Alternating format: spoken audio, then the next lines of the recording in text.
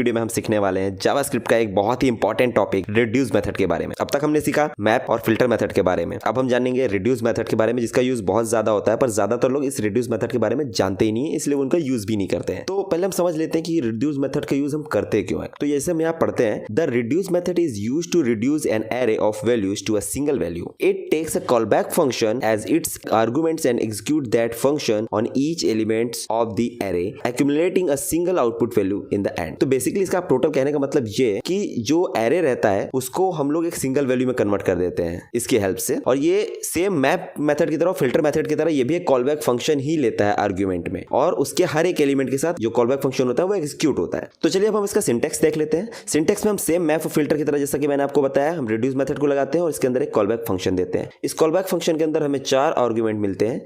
पहला होता है एक्यूमुलेटर। एक्यूमुलेटर वो वैल्यू होती है जिसमें हम लोग वैल्यू ऐड करते हैं। करंट वैल्यू, जो कि हर वैल्यू बारी बारी से आती है, उसे हम करंट वैल्यू कहते हैं।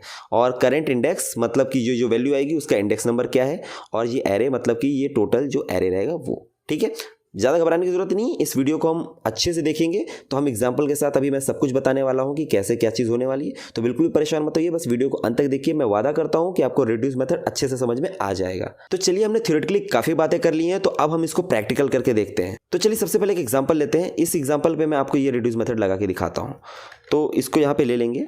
तो यहाँ पे हमें एरे की सारी वैल्यू को ऐड करनी है। तो इसको हम रिड्यूस मेथड की हेल्प से कैसे करेंगे, तो चलिए देखते हैं। तो सबसे पहले हम एक कॉन्स्ट सम नाम का वेरिएबल लेते हैं, जिसमें हम इससे आई हुई वैल्यू को स्टोर करेंगे। उसके बाद हम इस नंबर्स के एरे पर रिड्यूस मेथड लगाएंगे और उसमें कॉलबैक फंक्शन पास करेंगे। अब जैसे कि हमने आपको कहा था कि इसमें जो पहला पैरामीटर होता है वो होता है एक्यूमुलेटर। तो एक्यूमुलेटर हम सबसे पहले ले लेंगे और दूसरा वैल्यू होता है करंट वैल्यू। और अब हम यहाँ पे एक्यूमुलेटर की जो इनिशियल वैल्यू होगी वो स्टोर कर देंगे, मतलब एक्यूमुलेटर इक्वल टू 0 हो जाएगा बेसिकली। और अब हम यहाँ से रिटर्न करा देंगे कि ये जो एक्यूमुलेटर है इसमें हम करंट वैल्यू को ऐड कर दें। तो अब क्या होगा कि ये जो 0 है इसमें सबसे पहले 1 ऐड होगा, फिर 2 ऐड होगा, फिर 3, 4, 5 और सब ऐड होके ये सारा रिटर्न जो है ये सम में आ जाएगा। और इस सम को हम यहाँ नीचे कंसोल कराएंगे और देखेंगे कि हमें 15 मिल रहा है, जो कि इन सारे एलिमेंट्स का सम है। तो आई होप कि आपको यहाँ तक कोई दिक्कत नहीं हुई होगी। अब इसमें हम आपको एक खास बात बताता हूँ। ये जो इनिशियल वैल्यू है, अगर हम इनिशियल वैल्यू नहीं देते हैं तो क्या होगा। अगर हम इनिशियल वैल्यू नहीं देंगे तो भी ये सेम ही रिजल्ट हमें रिटर्न करेगा 15। बिकॉज क्या होता है कि जब हम ये इनिशियल वैल्यू देते हैं तब तो एक्यूमुलेटर को 0 ले लेता है, लेकिन अगर हम इनिशियल वैल्यू नहीं देते हैं तो वो एक्यूमुलेटर को 1 ले लेता है। और जो ये रिड्यूसिंग मेथड स्टार्ट करता है वो पहले इंडेक्स से स्टार्ट करता है, ना कि 0 इंडेक्स से। लेकिन जब अगर हम यहाँ पे कोई वैल्यू दे देते हैं तो फिर वो 0 इंडेक्स से स्टार्ट करता है। मैं आपको समझाने के लिए यहाँ पे अगर मैं 0 लिखता हूँ और अब अगर मैं यहाँ पर अगर आपको दिखा दूँ एक्यूमुलेटर को कंसोल करा के, तो आप देखोगे एक्यूमुलेटर 0, 1, 3 एंड करंट वैल्यू 1, 2, मतलब कि ये 0 इंडेक्स से वैल्यू की स्टार्ट किया है। लेकिन अगर मैं यहाँ पे इस 0 को हटा देता हूँ तो आप देखो करंट वैल्यू 2 से स्टार्ट हुई है, मतलब 0 इंडेक्स से ये स्टार्ट ना होकर पहले इंडेक्स से स्टार्ट हुआ। तो सिंपल सी बात है, अगर हम यहाँ पे कोई भी आर्गुमेंट देंगे कॉमा लगा के, ये जो काउंटिंग स्टार्ट करेगा वो 0 इंडेक्स से स्टार्ट करेगा। लेकिन हम यहाँ पे अगर कोई भी आर्गुमेंट नहीं देते हैं तो ये फिर पहले इंडेक्स से रिड्यूसिंग स्टार्ट करता है। तो आई होप कि आपको इस एग्जाम्पल में ज़्यादा दिक्कत नहीं हुई होगी। तो चलिए हम अगले एग्जाम्पल की तरफ बढ़ते हैं और इसको थोड़ा सा और कॉम्प्लिकेशंस के साथ देखते हैं। यहाँ पे हम यूज़ करेंगे इस एग्जाम्पल का। तो अब हम इसको यहाँ पे सबसे पहले पेस्ट कर लेते हैं। अब यहाँ पे क्या करना है, यहाँ पे हमें करना है ग्रुपिंग।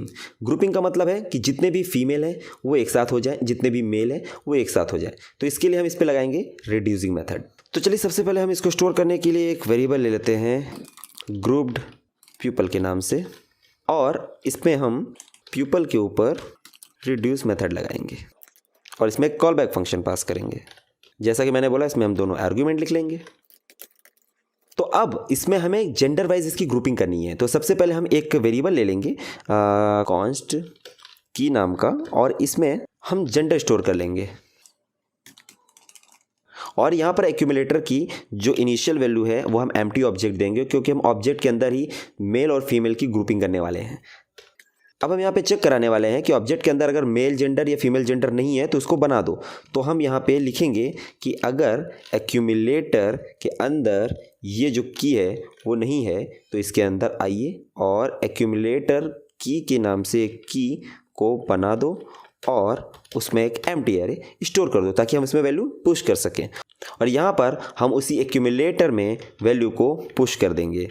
तो हम यहाँ पे डॉट लिखेंगे, फिर पुश लिखेंगे और उसके बाद ब्रैकेट लगाएंगे, फिर करंट वैल्यू को उसमें पुश कर देंगे। यानी कि अगर वो मेल होगा तो मेल वाले की में उसकी वैल्यू चली जाएगी, और अगर वो फीमेल होगा तो फीमेल वाली की में उसकी वैल्यू चली जाएगी, यानी वो ऑब्जेक्ट चला जाएगा और यहाँ पर आ जाएगा। उसके बाद हम यहाँ से रिटर्न कराना नहीं भूलेंगे, क्योंकि अगर हमने रिटर्न नहीं कराया तो फिर वो वर्क नहीं करेगा।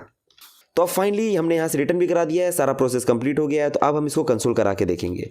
तो हम कंसोल कराने के लिए इसको यहाँ पे लिखते हैं और कंसोल कर देते हैं। तो अब हम यहाँ नोटिस करेंगे तो यहाँ पे ग्रुपिंग हो गई है।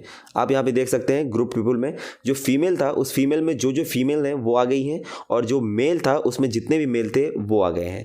तो यहाँ पे ग्रुपिंग हो गया। तो मतलब आपने ये देखा कि एरे को रिड्यूस करने में हम उसका काम किए, और तो और हम उसका ग्रुपिंग में भी काम कर सकते हैं। तो बेसिकली जहाँ कहीं भी हमें ऐसा लगे कि हम एक वेरिएबल बना के बाहर से उसमें हम वैल्यू पुश करें, तो उससे बढ़िया है कि हम रिड्यूस जो इनबिल्ड मेथड है जावास्क्रिप्ट का, हम उसको यूज़ कर सकते हैं, जिसमें बाय डिफ़ॉल्ट एक वेरिएबल इसमें रहता ही है, जिसकी इनिशियल वैल्यू हम यहाँ से देते हैं, और अगर इनिशियल वैल्यू नहीं देते हैं तो वो पहले इंडेक्स से रिड्यूसिंग स्टार्ट करता है। तो आई होप कि आपको ये दोनों एग्जाम्पल की हेल्प से रिड्यूसिंग प्रॉपर समझ में आ गया होगा। लेकिन अगर अभी भी आपको कहीं लगता है कि आपको दिक्कत है तो प्लीज़ कमेंट सेक्शन में बताइए, मैं आपकी ज़रूर हेल्प करूँगा कमेंट सेक्शन में जितना मुझसे हो सकेगा। और ऐसे ही वीडियो को देखते रहिए, आगे आने वाले समय में जावास्क्रिप्ट से रिलेटेड और भी वीडियो डालने वाला हूँ। तब तक best of luck and keep learning.